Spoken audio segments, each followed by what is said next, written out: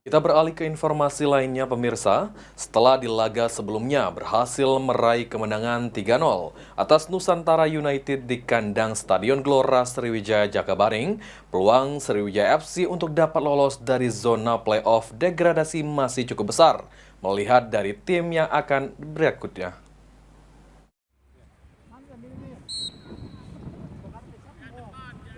Kemenangan 3-0 atas Nusantara United di kandang Stadion Gelora Sriwijaya Jakabaring Sabtu lalu membuat kans dari Sriwijaya FC untuk lolos dari zona playoff degradasi masih terbuka.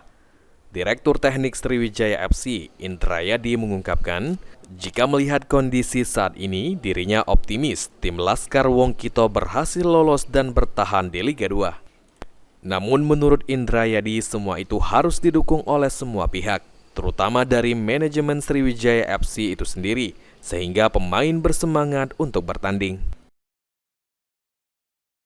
Selalu berpikir positif dan optimis saja, kalau saya ya, dengan tim ini ya, dengan tim ini. Tapi ya tadi, 3 faktor tadi harus kita lengkapi ya, untuk supaya tim ini memang bisa memberi lebih ya, artinya lebih. Kalau bahasa saya sama teman-teman pemain tuh, saya pikir kalian tuh main itu berilah mungkin 500% pada tim ini.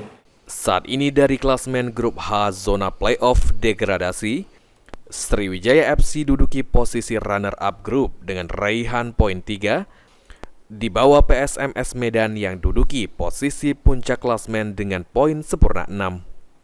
Tim Liputan PAL TV.